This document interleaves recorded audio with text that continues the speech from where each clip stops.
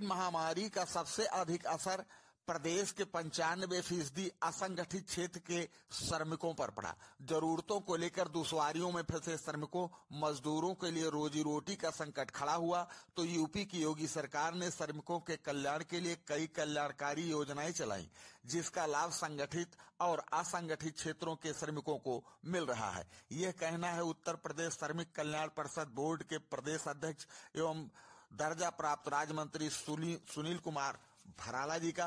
मौका था जनपद सुल्तानपुर के धनपतगंज में आयोजित श्रमिक संगोष्ठी एवं सहभोज कार्यक्रम का, जहां उन्होंने श्रमिकों के साथ सहभोज किया और योगी सरकार की कल्याणकारी योजनाओं की श्रमिकों को जानकारी दी और विपक्ष की पिछली सरकारों पर जमकर प्रहार भी किया और बोले, भारतीय जनता पार्टी के द्वारा श्रमिक सहभोज कार्यक्रम में हम सब शामिल हुए हैं। इस कार्यक्रम में और कार्यक्रम का जो उद्देश्य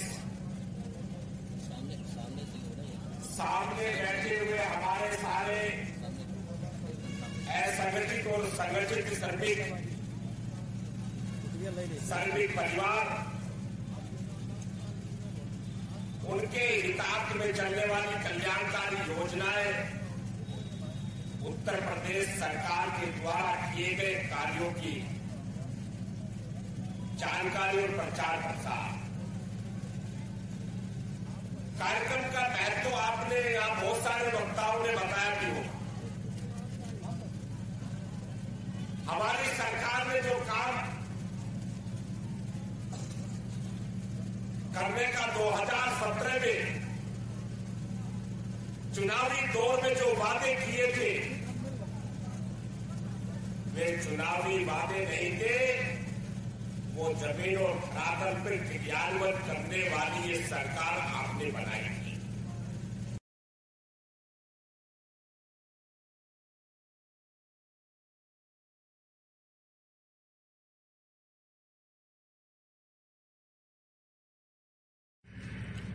₹11 अभी न्यूनतम वेतन उत्तर प्रदेश में है जी।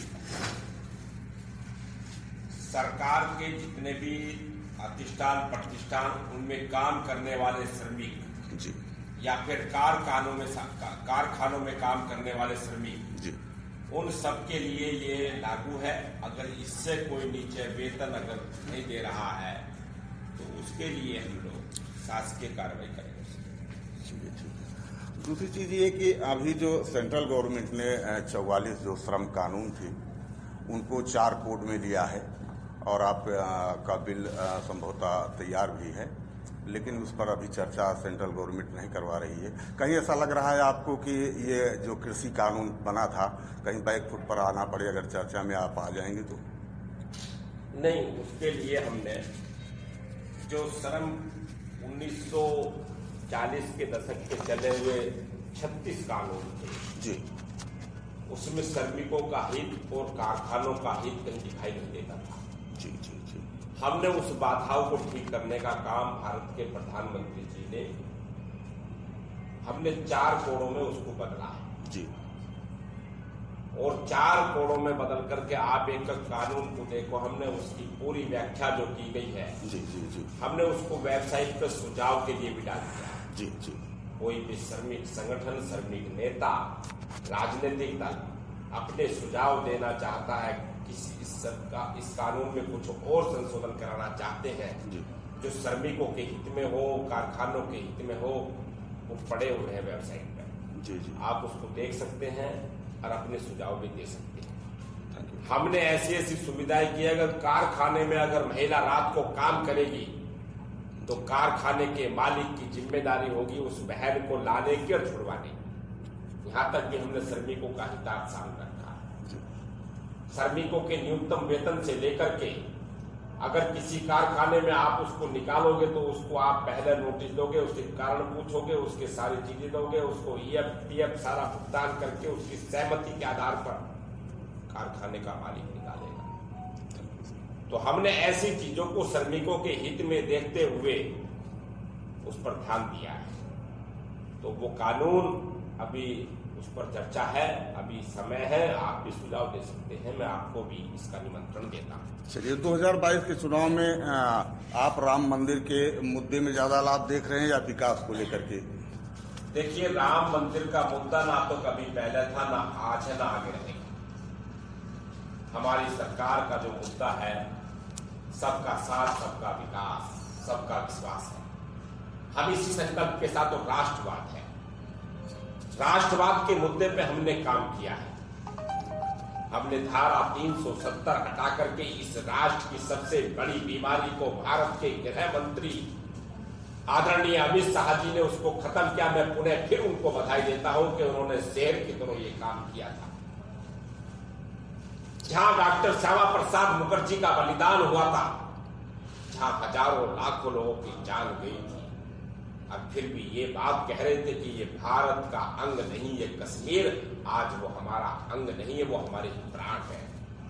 तो धारा 370 को खत्म करके हमने वहां की स्वतंत्रता दी है, उनको आजादी मिली है। उनको वास्तव में तो वहां आजादी अब मिली है, ये अमित शाह जी ने दी है।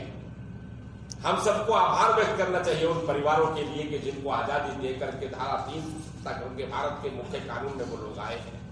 अपने जीवन को व्यतीत करने के लिए, अपने दिनचर्या को आप वो पुनः उसको शुरुआत कर रहे हैं। कश्मीरी ब्राह्मणों के विषय पे भी हमारी सरकार बहुत तेजी से काम कर रही है। तो मैं आपको बताना चाहूंगा कि ये हमारी स्वतंत्रता है। भगवान श्री राम जन्मभूमि, वो तो भगवान है, श्री राम है, प्रभु राम है, मर्यादा पुरुषोत्तम है। वो उनको हम क्या मंदिर बनाएंगे? वो तो निर्देश कर रहे हैं हमको। पत्रकार बंधु और विपक्षी लोग हमसे तारीख पूछते थे, ना किसी को तारीख का पता लगा, ना उसका मंदिर निर्माण भी हो गया, उसका विस्तारण भी हो गया। वो हमने नहीं किया, वो प्रभु श्री राम ने कराया। 350 साल से उन्होंने देखा है, आजमा करके सारे राजनीतिक दलों को मौका दिया था उसका कि मेरे काम काज के लिए कौन आगे आता है। तो देश आजाद हुआ तो भारतीय जनता पार्टी का नेतृत्व आगे आ गया। समाजवादी पार्टी को हमने मना नहीं किया था, आपने मना नहीं किया था, भगवान राम ने मना नहीं किया था। कांग्रेस पार्टी को भगवान राम ने मना नहीं किया था। अन्य राजनीतिक दलों को किसी को मना नहीं किया था। सबकी इच्छा शक्ति होती तो भगवान के, प्रभु राम के काम करते। हम तो भगवान श्री कृष्ण जी की और भगवान काशी विश्वनाथ शंकर जी की नगरी में भी जाने की तैयारी है, उनका आदेश हो रहा है। तो कहने का मतलब कि आगामी चुनाव विकास पर नहीं लड़ा जाएगा आपका? तो हमारी जो सरकारें हैं उस पर, धार्मिक वालों पे नहीं, वो तो प्रभु जो निर्देश करते हैं तो उस पर हम काम करते हैं। हमारी सरकार ने के जो काम आपके बीच में रखे हैं आज, वे कार्य जो है वे सबके साथ, सबका विकास, सबका साथ के रूप में हम चलेंगे और इस पर हम चुनाव लड़ेंगे। पता नहीं है विपक्ष क्योंकि वो ट्विटर पे है, फेसबुक पे है, जमीन पे किसके खाते में कितना धन पहुंचा है, किसके खाते में क्या क्या चीज पहुंच गई है, लाभार्थियों को लाभ मिल रहा है, गैस उसके घर में जा रहा है, किसान नीति घर में जा रही है। तो ये हमारी पार्टी का बड़े एजेंडे के रूप में हमने सबके लिए काम किया है। तो हमारी सरकार पुनः आएगी और उसी के मुद्दे पर चुनाव। अच्छा, ये 22 का जो चुनाव लड़ा जाएगा, ये विकास के मुद्दे पर रहेगा टोटल आपका? भारतीय जनता पार्टी विकास और सबका राष्ट्रवाद विकास। अच्छा, तब ये किस जन्माष्टमी, किस का स्थान का बात क्यों उठ रही है? ये तो हमारे प्राण है। लेकिन चुनाव से 5 साल नहीं थे आपके, चुनाव के 4 साल बीते तब आपका ये मुद्दा नहीं था। जब चुनाव नहीं थे, जब सुप्रीम कोर्ट का आदेश आया तो मंदिर निर्माण शुरू हो गया था। किस जन्मस्थल की बात हो रही है ये? अभी जब उप मुख्यमंत्री जी ने इसमें एक कहा कि अभी हमारे एजेंडे में आ गया है, चुनाव पे ही आया है आपका एजेंडा। चुनाव का समय चल रहा होगा, लेकिन वाणी ने, भगवान ने उस समय बुलवा दिया। हमारी पंच निष्ठाएं जो भारतीय जनता पार्टी की हैं, उसमें सांस्कृतिक राष्ट्रवाद और सांस्कृतिक राष्ट्रवाद जो हमारा जो है मुद्दा है, उसके तहत सारे कार्य हो रहे हैं। लेकिन जो चुनाव लड़ा जाएगा वो सबका साथ, सबका विकास और सबका विश्वास।